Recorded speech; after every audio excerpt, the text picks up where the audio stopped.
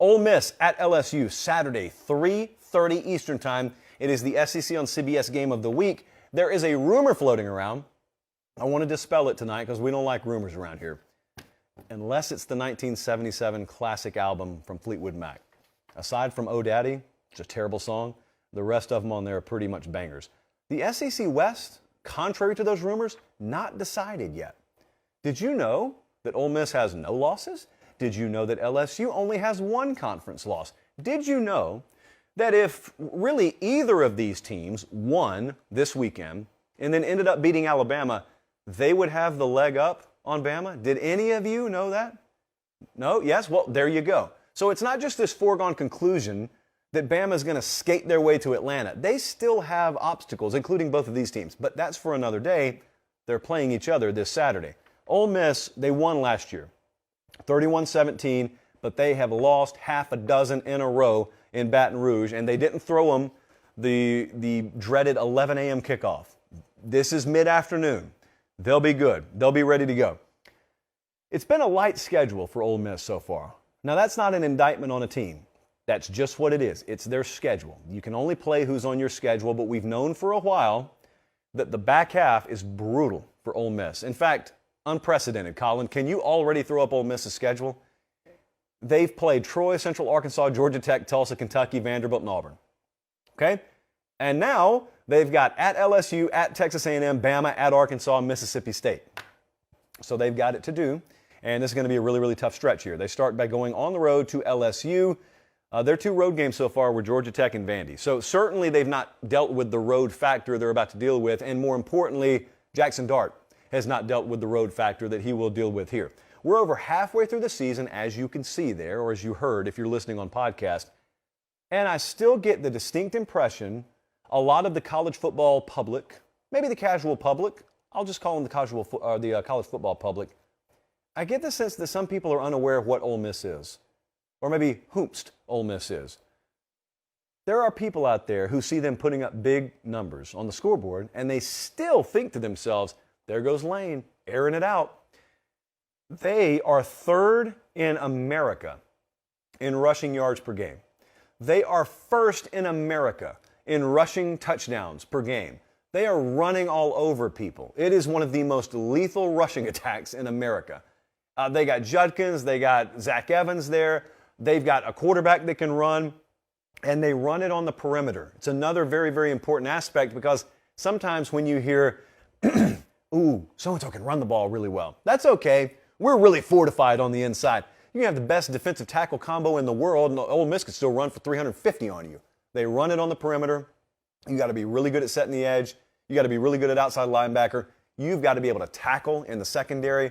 So it's a different challenge than you're used to when you talk about stopping the run. So containing, tackling, that's stuff that they're emphasizing down there all week, and especially Brian Kelly, because he just saw Florida run all over him. He saw Tennessee run all over him the week before, and that's what he's been talking about. We don't tackle well enough. Well, that could be a big problem with the team coming to town this weekend. Ole Miss has gotten off to fast starts, too. Now, I don't need to tell LSU folks how critical this is because 2 weeks ago, last time they were at home, they saw what happened when they got behind a high-octane offense in Tennessee. That was a tempo-based passing attack, but you notice what Tennessee did that day? They didn't throw the ball all over the place. They ran the ball all over LSU. And maybe stylistically different, but philosophically it was the exact same thing that Lane Kiffin and Ole Miss will try and do. And also, when you run a tempo-based offense, it really makes the crowd have a lot harder time getting involved. Because when you're snapping the ball every 10 or 12 seconds, you're not getting deep in play clocks. You're not making a ton of adjustments at the line of scrimmage.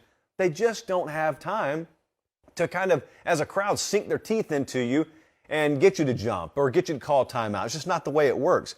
So tempo and running plus costly mistakes, that was the combination for Tennessee to jump all over them early.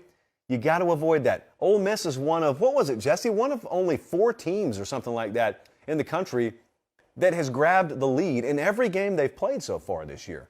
So that's all well and good if Ole Miss does that. But here's the LSU side of things. Jaden Daniels had a really good day through the air the other day.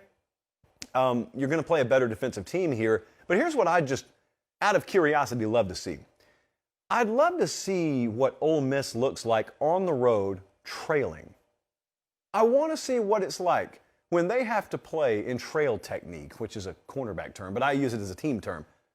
Do they have that in them? If they have to throw the ball, if they have to lean on the passing game a little bit more on the road against, even depleted though they may have been in the summer, still one of the better sets of defensive backs that they'll see this year. I would love to see how they respond to that challenge. Now, we don't know if it's going to present itself Saturday, but I'd love to see it.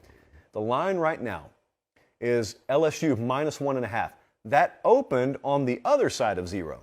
Ole Miss opened as the favorite. It has crossed 0, and LSU currently is favored by 1.5. The model agrees. We always love when the Vegas number comes to us because the model also has LSU minus 1.5. I think, I'm kind of really going to have to go on a hunch here.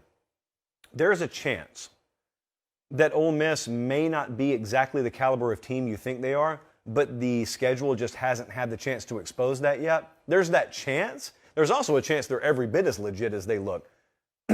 I do love that LSU already has a loss as it relates to this game because I love that they have no wiggle room. They got 2 losses overall. They got 1 loss in conference. And I love that they get them at home. And I love that you could have baked into this a little bit of inflation with Ole Miss. I think it's LSU's game. I think they're going to win it. I think LSU is going to cover the 1.5. I don't know how you would predict otherwise. And the odds to win the SEC right now, you got a 1 through 4 of Georgia, Bama, Tennessee, Ole Miss, and then there's this huge drop-off. And then it's LSU at plus 3,000, and then it's an even bigger drop-off to Mississippi State. So we'll see how that adjusts. I think LSU is going to win. I think they're going to cover. I think it's a really close game, really, really competitive game. Could very well end up being the most entertaining game of Saturday. Thanks for watching, guys. Don't leave yet. Don't leave yet. Make sure you like the video, and please subscribe to the channel. Not just for me. That's how we keep this entire thing free.